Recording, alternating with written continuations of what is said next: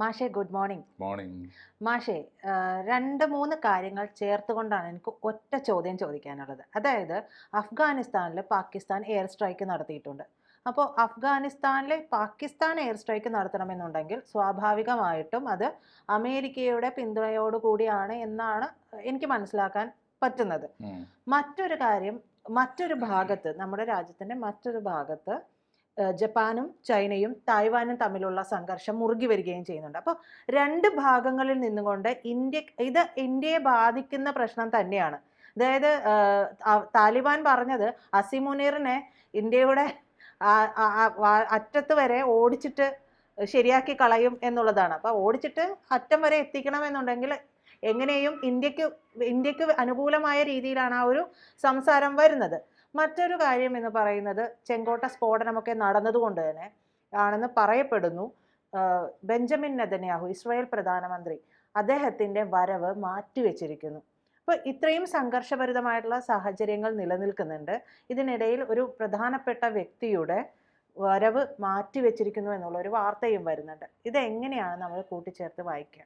അല്ല, ഇത് മൂന്നും ലോകസമാധാനത്തെ പുതിയ കാലത്ത് ബാധിക്കുന്ന 3 പ്രധാനപ്പെട്ട ഇഷ്യൂവിൻ്റെ സൂചനകളാണ് ഇപ്പോൾ പറഞ്ഞത്. അപ്പോൾ ഒന്നാമത്തെ കാര്യം ഈ ഇന്ത്യ ഉപഭൂഖണ്ഡത്തിലെ സംഘർഷമാണ്. അതിൽ പാകിസ്ഥാൻ കക്ഷിയാണ്, അഫ്ഗാനിസ്ഥാൻ കക്ഷിയാണ്, ബംഗ്ലാദേശ് കക്ഷിയാണ്, അപ്പുറത്ത് നേപ്പാൾ കക്ഷിയാണ്. ഈ ഏതാണ്ട് ഇതിനേക്കാളൊക്കെ ഈ കക്ഷികളെക്കാളൊക്കെ പിന്നിൽ നിന്ന് നിൽക്കുന്ന 2 വൻകിട ശക്തികളുണ്ട്. ഒന്ന് ദൂരെയുള്ള അമേരിക്കയാണ്, മറ്റൊന്ന് അടുത്തുള്ള ചൈനയാണ്. ഈ 2 ശക്തികൾക്കും ഇതിൽ താല്പര്യങ്ങളുണ്ട്. ഇന്ത്യയെ ഉപദ്രവിക്കാനുള്ള ഈ കുൽസിത ശ്രമങ്ങൾ എപ്പോഴും നടത്തിക്കൊണ്ടിരിക്കുന്ന കൂട്ടരാണ് പാകിസ്ഥാനും അഫ്ഗാനിസ്ഥാനും. അവരേതാണ്ട് യൂണിയനായി തുടങ്ങിയിട്ടുണ്ട്. ഇപ്പോൾ ബദ്ധവൈരികളായിരുന്ന, പരസ്പരം കടിച്ചു കീറി യുദ്ധം ചെയ്ത് ഉണ്ടായതാണ് രണ്ടും. അപ്പോൾ ആ രാജ്യങ്ങൾ തമ്മിൽ ഏതാണ്ട് അടുപ്പത്തിൽ വരാനിടയാക്കിയ ഒരു സാഹചര്യം ഇപ്പുറത്ത് ഇന്ത്യയുണ്ട്, അപ്പുറത്ത് അഫ്ഗാനിസ്ഥാനും ഇവർക്കെതിരായി, പാകിസ്ഥാനെതിരായി തിരിഞ്ഞിട്ടുണ്ട് എന്നുള്ളതാണ്. അപ്പോൾ ഈ ഒരു സാഹചര്യത്തിൽ പാകിസ്ഥാനും അഫ്ഗാനിസ്ഥാനും തമ്മിൽ ഇപ്പോൾ വൈര്യം നിലനിൽക്കുകയല്ലേ? അതെ, ഞാൻ പറയുന്നത് അപ്പുറത്ത് അഫ്ഗാനിസ്ഥാൻ ഉള്ളത് കൊണ്ട് തന്നെ പാകിസ്ഥാൻ ആരുമായും ഇപ്പോൾ ഐക്യപ്പെടാൻ ശ്രമിച്ചുകൊണ്ടിരിക്കുകയാണ്. അങ്ങനെയാണ് ഈവൻ ബംഗ്ലാദേശുമായി പോലും ഐക്യപ്പെട്ട് കളയാം. ബംഗ്ലാദേശ് പാകിസ്ഥാനുമായി ഐക്യപ്പെടുന്നത് ഇപ്പോൾ ബംഗ്ലാദേശിന് പാകിസ്ഥാനേക്കാൾ വലിയ ശത്രു ഇന്ത്യ ആയതുകൊണ്ടാണ്. അവർക്കതിന് പറയാനുള്ള ന്യായങ്ങളുണ്ട്. അവിടുത്തെ ജൻസി കലാപം, അതിൽ ഈ ഷെയ്ഖ് ഹസീനയെ ആട്ടി ഓടിച്ചത്, ഷെയ്ഖ് ഹസീനയ്ക്ക് ഇന്ത്യ പിന്തുണ കൊടുത്തത്, ഇപ്പോൾ ഹസീനയെ കൊല്ലാൻ വിധിച്ചത്, വധശിക്ഷ വിധിച്ചത്, അപ്പോഴും ഞങ്ങൾ വിട്ടുതരികയില്ല എന്ന ഇന്ത്യയുടെ പ്രഖ്യാപനം, ഇങ്ങനെ കുറേ ഘടകങ്ങളുണ്ടല്ലോ. അപ്പോൾ ഈ സമയത്ത് ഈ ബംഗ്ലാദേശ് പോയി ചൈനയുടെ സഹായം തേടുന്നുണ്ട്. പാകിസ്ഥാനിലെ തീവ്രവാദികൾക്ക് ചൈന ആയുധം കൊടുക്കുന്നുണ്ട്. ചൈനക്ക് അഫ്ഗാനിസ്ഥാനിൽ ചില താല്പര്യങ്ങൾ ഉണ്ടെങ്കിൽ തന്നെ അത് പാകിസ്ഥാനിലൂടെ വേണം ആ കൊറിഡോർ നടപ്പാക്കാൻ. അപ്പോൾ ഇങ്ങനെ സംഘർഷഭരിതമായൊരു സാഹചര്യം ഉണ്ട്. ഇതൊക്കെ തന്നെ ആത്യന്തികമായി ഇതിലൊക്കെ കൺസേൺ ഉള്ളത്, ഏറ്റവും വലിയ ഉത്കണ്ഠപ്പെടേണ്ട ഒരു രാജ്യം, ഇതൊക്കെ ശക്തിപ്പെടുമ്പോഴും ഉത്കണ്ഠപ്പെടേണ്ടത്, ഒരുപക്ഷെ ഏറ്റവും വലിയ ചലഞ്ച് നേരിടുന്നത് ഇന്ത്യയുടെ സമാധാനമാണ് ഒരു ഭാഗത്ത്. മറ്റൊരു ഇഷ്യൂ നീ ഉന്നയിച്ചത് ഈ തായ്വാൻ ഇഷ്യൂ ആണ്. തായ്വാൻ ഇഷ്യൂ ഒരു പക്ഷേ ഈ പറഞ്ഞ ഇതിനേക്കാളൊക്കെ പ്രധാനപ്പെട്ട ഇഷ്യൂ ആണ്. ഇപ്പോൾ ഇസ്രായേലും ഫലസ്തീനും തമ്മിലുള്ള ഇഷ്യൂ അത് ഒരു പരിധിക്കപ്പുറം പോവില്ല. അത് ഏതാണ്ട് ഡൈല്യൂട്ട് ചെയ്യാനുള്ള ശക്തികൾ അവിടെ തന്നെ ഉണ്ട്. കാരണം ഇസ്രായേലും ഫലസ്തീൻ എന്ന രാജ്യവും തമ്മിലല്ല, ഇസ്രായേൽ എന്ന ഒരു രാജ്യവും അറബ് രാജ്യങ്ങൾ എന്നൊരു വലിയ ലോബിയുമായിട്ടാണ്, ഒരു വലിയ മുന്നണിയുമായിട്ടാണ്. അപ്പോൾ അറബ് രാജ്യങ്ങൾ എന്ന മുന്നണി ഏറെക്കുറെ ഇസ്രായേലിനെ അംഗീകരിക്കുകയും ഫലസ്തീനോട് ഏതാണ്ട് സലാം പറയുകയും ഒക്കെ ചെയ്യുന്നുണ്ട്. അതുകൊണ്ട് ദീർഘമായി ഇപ്പോൾ ഇസ്രായേലിൻ്റെ ഒരു അജണ്ട പ്രകാരം ഫലസ്തീൻ ഇഷ്യൂ തീരും. ഇസ്രായേലിൻ്റെ അജണ്ട പ്രകാരം അത് എല്ലാവർക്കും സമ്മതമാവുമെന്ന് പറയാൻ പറ്റില്ല. കാരണം ആ ഇഷ്യൂ പരിഹരിക്കേണ്ടിയിരുന്ന കാലത്ത് അത് അംഗീകരിക്കാതെ പോയത് ഇസ്രായേൽ അല്ല. അപ്പോൾ ഒരു കാലത്ത് അറബ് ലോകം അംഗീകരിക്കാത്തതിൻ്റെ പേരിലാണ് ഇന്നവർ മുന്നോട്ട് വെക്കുന്ന കരാറ് 10-80 കൊല്ലം മുമ്പ്, ഏതാണ്ട് 77-78 കൊല്ലം മുമ്പ്, 1948 കാലത്ത് അംഗീകരിക്കാത്തതിൻ്റെ പേരിലാണല്ലോ ഇസ്രായേൽ ഇഷ്യൂ ഉണ്ടായത്. അന്ന് അംഗീകരിക്കേണ്ടിയിരുന്ന ഇഷ്യൂ ഇപ്പോൾ 80 കൊല്ലം കഴിഞ്ഞിട്ട് ഞങ്ങൾ അംഗീകരിക്കുമെന്ന് പറയുന്നിടത്താണ് ഇസ്രായേൽ ഫലസ്തീൻ ഇഷ്യൂവിൻ്റെ മർമ്മം കിടക്കുന്നത്. അങ്ങനെ വരുമ്പോൾ ഇപ്പോൾ അവർക്ക് ഇഷ്ടമല്ലാത്ത രീതിയിൽ ഇസ്രായേൽ അത് തീർക്കും. ഉം. കാരണം അത് ആദ്യം അംഗീകരിച്ചവർക്ക് വേണമെങ്കിൽ ആദ്യം തീരുമാനം എടുക്കാമല്ലോ. അതാണ് അതിൻ്റെ കാര്യം. മൂന്നാമത്തെ കാര്യം കുറേ കൂടി സങ്കീർണമാണ്. ഒരു പക്ഷേ ഇത് രണ്ടും എനിക്ക് തോന്നുന്നത് ഇത് രണ്ടും ഒന്ന് ശീതസമരം. ഇപ്പോൾ ഇന്ത്യ ഉപഭൂഖണ്ഡത്തിൽ ഒരു ശീതസമരം പോലെ നിൽക്കും അത്. കാരണം ചൈനക്ക് ഒരുപാട് ഇഷ്യൂസ് ഉണ്ട്. ഇന്നലെ ഉണ്ടായ ഇഷ്യൂസ് പോലും അതിൻ്റെ ഭാഗമാണ്. ചൈനക്ക് ഇന്ത്യക്കെതിരായി ഏതു നേരത്തും ഇന്ത്യയെ നിലക്ക് നിർത്തണമെന്ന് ആഗ്രഹമുണ്ട്. പക്ഷേ ഇപ്പോൾ ഇന്ത്യയെ നിലക്ക് നിർത്താൻ വന്നാൽ ആരൊക്കെ ചൈനയ്ക്കെതിരെ തിരിയുമെന്നും ചൈനയുടെ മൊത്തം ആഗോള കച്ചവടത്തെ അത് ബാധിക്കുമെന്നും ചൈനക്ക് ആശങ്കയുണ്ട്. അതുകൊണ്ടൊരു ശീതസമരത്തിൻ്റെ മേഖലയായിട്ട് ഇങ്ങനെ ഈ നുള്ളും പിച്ചും ചൊറിയും ഒക്കെ ആയിട്ട് അങ്ങനെ നിൽക്കുകയുള്ളൂ. എൻ്റെ ഒരു നിരീക്ഷണം ഞാൻ പറയേണ്ടത് അത് പൊതുവെ അങ്ങനെയാണ് നിരീക്ഷിക്കപ്പെടുന്നത് മീഡിയ. അപ്പുറത്ത് അറബ് ലോകത്ത് മിഡിൽ ഈസ്റ്റിൽ കാര്യമായ ഒരു മുന്നേറ്റവും ഒരു യുദ്ധത്തിൻ്റെ അന്തരീക്ഷമൊന്നും ഇനി ഉണ്ടാകാൻ പോകുന്നില്ല. കാരണം അവിടെ ഉണ്ടാകുമായിരുന്ന ഇറാൻ പോലും ഏതാണ്ട് ഒതുങ്ങി നിൽക്കുകയാണ് ഇപ്പോൾ. പക്ഷേ പൊട്ടിത്തെറിക്കാനിടയുള്ള ഒരു സാഹചര്യം ഈ തായ്വാൻ ഇഷ്യൂ ആണ്. തായ്വാൻ ഇഷ്യൂവിൻ്റെ ലോകം വേറെയാണ്. ഇതുമായിട്ട് ഡയറക്റ്റ് ബന്ധമില്ല. തായ്വാൻ്റെ പിന്നിൽ ഇപ്പോൾ അമേരിക്കയാണ്. അമേരിക്ക ആരെയാണ് ലക്ഷ്യം വെക്കുന്നത്? ജപ്പാനെയാണ്. ജപ്പാൻ തായ്വാൻ്റെ മേൽ അവർക്ക് റൈറ്റ് ഉണ്ട്. 50 കൊല്ലം അവർ ഭരിച്ച നാടാണ്. സെക്കൻഡ് വേൾഡ് വാർ എന്ന സാങ്കേതികമായൊരു കാരണത്താൽ ആ യുദ്ധത്തിൽ ജപ്പാൻ തോറ്റതുകൊണ്ട് മാത്രം തോറ്റ രാജ്യങ്ങളുടെ കയ്യിലുണ്ടായിരുന്ന രാജ്യങ്ങളെ ജയിച്ച രാജ്യങ്ങൾക്ക് വിട്ടുകൊടുക്കേണ്ടി വന്നതാണ്. മാത്രമല്ല അങ്ങനെ വിട്ടുകൊടുത്ത് കഴിഞ്ഞിട്ടും ജപ്പാനെ ബോംബിട്ട് തകർത്ത രാജ്യമാണ് അമേരിക്ക. അതുകൊണ്ട് ആ ഒരു വൈകാരികമായ സംഘർഷം നിലനിൽക്കും. ഇതിൽ പ്രധാനപ്പെട്ട കക്ഷി ഇപ്പോൾ ആരുടെ കയ്യിലാണ്? ചൈന. നൂറ്റാണ്ടുകളായിട്ട് അവരുടെ കയ്യിലാണ്. ചൈനയുടേത് എന്നൊന്നും അവകാശപ്പെടുന്നതിൽ അർത്ഥമില്ല. ചൈനീസ് സംസ്കാരത്തിൻ്റെതാണ്. കാരണം ചൈനക്കാർ നാട് വിട്ട് ഓടിപ്പോയി ഒളിച്ചിരുന്നതും അഭയം തേടിയതുമായ ഒരു ദ്വീപാണ് തായ്വാൻ. ഏത് കാലത്ത്? ചൈനയിൽ വമ്പിച്ച ആഭ്യന്തര സംഘർഷങ്ങൾ നടക്കും. ഒരു കൊടിയ യുദ്ധങ്ങൾ നടക്കുന്ന കാലത്ത് മാവോ സേതൂങ്ങിൻ്റെ കലാപം വരെ 46 മാവോ സേതൂങ്ങിൻ്റെ കലാപം വരെ വിപ്ലവം തോക്കിൻ കുഴലിലൂടെ എന്ന് മുദ്രാവാക്യം വിളിച്ച് മാവോ അവിടെ ചൈനയെ ഇളക്കി മറിക്കുമ്പോൾ പ്രാണനും കൊണ്ട് ഓടിപ്പോയ ആളുകളൊക്കെ കൂടി ചേർന്ന്. അപ്പോൾ മാവോ ഇവിടെ ഒരു ചൈനീസ് റിപ്പബ്ലിക് ഉണ്ടാക്കിയപ്പോൾ അവരോടുള്ള വാശിക്ക് ഒരു പക്ഷേ ചൈനയാണല്ലോ ഇവരുടെയും മനസ്സിൽ. അവരും ചൈനക്കാരാണ്. അവിടെ ഒരു ബദൽ റിപ്പബ്ലിക് അവരും ഉണ്ടാക്കി. ഇപ്പോൾ എന്തായെന്ന് വെച്ചാൽ മാവോയുടെ കാലം പോയി. ചൈന ഏതാണ്ട് മുതലാളിത്ത രാജ്യമായി മാറി. കമ്മ്യൂണിസത്തിനോട് അവർക്ക് വലിയ മതിപ്പൊന്നുമില്ല. കമ്മ്യൂണിസത്തിൻ്റെ ഉരുക്കുമുഷ്ടി കൊണ്ട് ആ മനുഷ്യൻ്റെ സ്വാതന്ത്ര്യത്തെ അടിച്ചമർത്തുന്നു എന്നുള്ള ഒഴിച്ചാൽ ഒരു കമ്മ്യൂണിസം ഇപ്പോൾ ചൈനയിലില്ല. സമ്പദ്ഘടനയും സാമ്പത്തിക ശാസ്ത്രവും ഭരണക്രമവും ഒക്കെ മുതലാളിത്തമാണ്.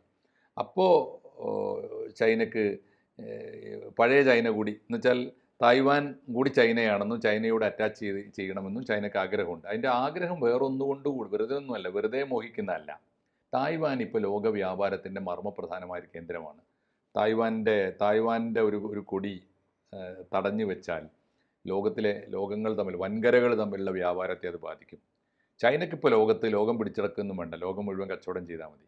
ചൈന പറയുന്നത് ഞങ്ങൾക്ക് ഇനി അങ്ങോട്ട് അലൈസ് വേണ്ട, ഞങ്ങൾക്ക് സഖ്യകക്ഷികൾ വേണ്ട, ഞങ്ങൾക്ക് ക്ലയൻസ് മതി എന്നാണ്. We want only clients, no need of allies എന്ന് പറയുന്നുണ്ടല്ലോ. അതാണ് ചൈനയുടെ മുദ്രാവാക്യം. അതുകൊണ്ട് ബാക്കിയുള്ളവരൊക്കെ ഞങ്ങളുടെ കൂടെ നിൽക്കണം എന്ന് പറഞ്ഞ് ഈ പൊട്ടൻ അമേരിക്ക പറഞ്ഞുകൊണ്ടിരിക്കുമ്പോൾ ചൈന പറയുന്നത് ഞങ്ങളുടെ കൂടെ ആരും നിൽക്കണ്ട, ഞങ്ങളൊരു കച്ചവടം ചെയ്താൽ മതി എന്നാണ്. നിങ്ങൾ കച്ചവടം ചെയ്യാൻ കാശില്ലേ, ഞങ്ങൾ കടം തരും. അതാണ് ചൈനയുടെ. കടം കൊടുത്ത് മുടിക്കുക എന്ന് പറയില്ലേ, അതൊക്കെയാണ് ചൈനയുടെ. ആളുകളെ വില കൊടുത്ത് വാങ്ങുക എന്നുള്ളത് തന്നെയാണ് ചൈനയുടെ. പക്ഷേ ഈ പറയുന്ന രീതിയിലുള്ള 2 ഇഷ്യൂസ് നിൽക്കുകയാണ്. ഞാൻ നേരത്തെ ചോദിച്ചതിലേക്ക് തന്നെയാണ് വരുന്നത്. അപ്പോൾ ഈ 2 സ്ഥലത്തും ഏതെങ്കിലും ഒരു രീതിയിൽ വലിയ പ്രക്ഷോഭം അല്ലെങ്കിൽ യുദ്ധം പുറപ്പെട്ടിട്ടുണ്ടെങ്കിൽ ഇതിന് പിന്നിൽ നിൽക്കുന്ന രാജ്യം സ്വാഭാവികമായി ഈ വഴിയെ വരുന്നത് ഇന്ത്യക്കും ഒരു അസ്ഥിരത ഉണ്ടാക്കാനുള്ള സാധ്യതകളില്ലേ? അപ്പോൾ ആ സാധ്യതകൾ എന്ന് പറയുമ്പോൾ നമ്മൾക്ക് അവിടെ വളരെ ശക്തമായ ഒരു സൈനിക നീക്കവും നിരീക്ഷണവും എല്ലാം വളരെ സജ്ജമാക്കി വെക്കേണ്ട ഒരു സാഹചര്യം കൂടി വരുന്നില്ലേ? അല്ല, ഇന്ത്യ അത് സജ്ജമാണ്, സർവ്വസജ്ജമാണ്. ഇന്ത്യ എപ്പോഴും എന്താ പ്രശ്നം എന്ന് വെച്ചാൽ ഇപ്പോൾ ഈ തായ്വാനിലൊരു യുദ്ധം ഉണ്ടായാൽ പോലും 2 കാര്യങ്ങൾ സംഭവിക്കും. അതിൽ എവിടെയെങ്കിലും ആരെ സഹായിക്കുന്നു എന്നുള്ളത് വളരെ വിജിലൻ്റ് ആയിരിക്കും. തായ്വാനെ അമേരിക്ക സഹായിക്കേണ്ടി വരും. കാരണം അമേരിക്കയുടെ താല്പര്യത്തിനാണ് അവിടെ നീങ്ങുന്നത്. ഒരു പ്രധാനപ്പെട്ട കാര്യം, അമേരിക്ക ആരുടെ കൂടെ ആയിരിക്കും നിൽക്കുക? സ്വാഭാവികമായിട്ടും അമേരിക്ക ഇപ്പോൾ അതാണ് വൈരുദ്ധ്യങ്ങൾ എന്ന് പറയുന്നത്. ഒന്ന് ആലോചിച്ച് നോക്കൂ, ബംഗ്ലാദേശും പാകിസ്ഥാനും തമ്മിൽ മുന്നണി ഉണ്ടാകുന്നതിനേക്കാളും ഭീകരമാണ് അമേരിക്കയും ജപ്പാനും തമ്മിൽ മുന്നണി ഉണ്ടാകുന്നത്. അപ്പോൾ ജപ്പാന് വേണ്ടി അമേരിക്ക കളിക്കുന്നു എന്ന് പറഞ്ഞ അർത്ഥം എന്താ? ചൈനയുടെ പിടി തായ്വാനിൽ നിന്ന് വിട്ടുകിട്ടാനാണ്. ചൈനക്ക് കിട്ടരുത്, ചൈനക്ക് കിട്ടാതിരിക്കാൻ ജപ്പാന് കിട്ടിക്കോട്ടെ. ജപ്പാൻ നശിപ്പിച്ചത് അമേരിക്ക ആണ്. ആ ജപ്പാനുമായിട്ടാണ് ഇപ്പോൾ അമേരിക്ക തായ്വാൻ്റെ പേരിൽ കോക്കസ് ഉണ്ടാക്കുന്നത്. എന്താ കാരണം? ചൈനയുടെ കയ്യിലാണ് ആ സാധനം. ചൈനയുടെ കയ്യിൽ നിന്ന് ജപ്പാൻ്റെ കയ്യിലേക്ക് വിട്ടിയാൽ അവർ തമ്മിൽ വ്യാപാര ഉടമ്പടികളൊക്കെ ഉണ്ട്. അവരിപ്പോൾ എത്ര തന്നെ ശത്രുക്കളാണെങ്കിലും ലോകത്തിലെ ഏറ്റവും മനോഹരമായ പാഠം പഠിപ്പിച്ചത് അവരാണ്, ലോകത്തെ പഠിപ്പിച്ച പാഠം. ജപ്പാൻ ഈ ചാരമായി തീർന്നൊരു മണ്ണാണല്ലോ, ആ മണ്ണിൽ നിന്ന് പറന്നു പൊങ്ങാൻ സഹായകമായ കരാറുകൾ അമേരിക്കയുമായിട്ട് പോലും അവർ പിൽക്കാലത്ത് ഉണ്ടാക്കി. വൈരം മറന്നു, പഴയ പ്രതികാരമൊന്നും അവർക്കില്ല, അവർക്ക് രാജ്യം വികസിപ്പിച്ചാൽ മതി, അങ്ങനെയാണ് അവർ വികസിച്ചത്. അപ്പോൾ അതാണ് അതിൻ്റെ കാര്യം. അതുകൊണ്ട് ഈ ജപ്പാനോട് പോലും കൂട്ടുകൂടി അമേരിക്ക തായ്വാനിൽ കളിക്കുന്ന കളി ചൈനക്കെതിരാണെന്ന് ചൈന കൃത്യമായിട്ട് അറിയാം. അപ്പോൾ അങ്ങനെ വരുമ്പോൾ ഐദർ ചൈന ഓർ അമേരിക്ക. ഒരു കാലത്ത് സോവിയറ്റ് യൂണിയൻ അമേരിക്ക എന്ന് പറഞ്ഞതുപോലെ സെക്കൻഡ് വേൾഡ് വാർ പോലെ ഒരു തേർഡ് വേൾഡ് വാർ വരും, ഉറപ്പാണ്. ഒരു കാലത്ത് സോവിയറ്റ് യൂണിയൻ ഒരു ഭാഗത്ത് അമേരിക്കക്കെതിരായി യുദ്ധം നയിച്ചതുപോലെ ആവില്ല ഇപ്പോൾ ചൈന നയിച്ചാലുള്ള രണ്ട് കാരണം, റഷ്യ ചൈനയുടെ കൂടെ നിൽക്കാൻ ബാധ്യസ്ഥരാകും, അവർ തമ്മിൽ ഒരുപാട് എഗ്രിമെൻ്റ് ഉണ്ട്.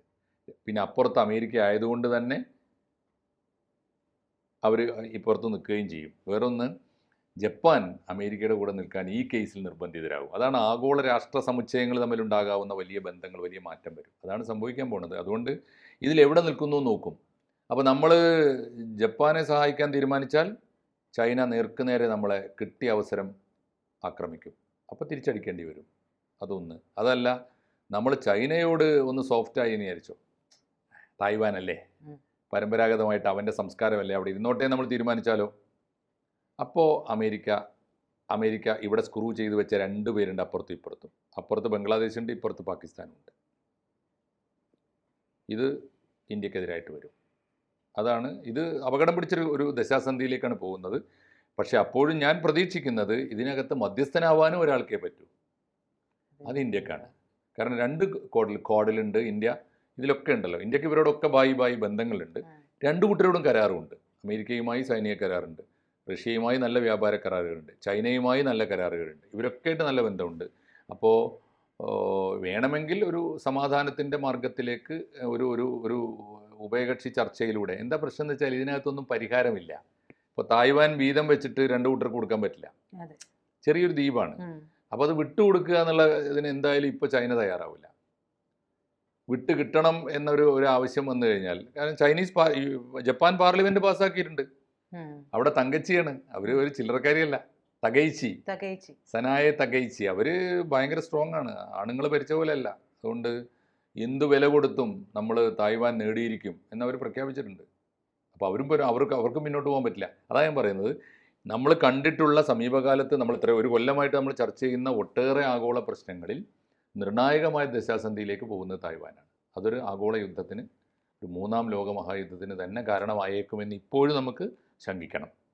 അതിൽ വല്ല റോളും വഹിക്കാൻ പറ്റുമെങ്കിൽ ഇന്ത്യക്കാണ്. പക്ഷേ ഇന്ത്യ പോലും ഒരു വേള നിസ്സഹായ അവസ്ഥയിലേക്ക് പോകാനും സാധ്യതയുണ്ട്. എന്തായാലും നമുക്ക് കാത്തിരിക്കാം. ഈ ഡെവലപ്മെൻറ്റ്സ് ഒക്കെ നമ്മൾ നിരന്തരമായി കാണുകയും വിലയിരുത്തുകയും പ്രേക്ഷകരോട് പങ്കുവെക്കുകയും ചെയ്യാം. ഓക്കെ. കൂടുതൽ വാർത്തകളും വിശേഷങ്ങളും നിങ്ങളിലേക്ക് എത്താൻ ABC മലയാളം സബ്സ്ക്രൈബ് ചെയ്യുക, ബെൽ ബട്ടണും അമർത്തുക.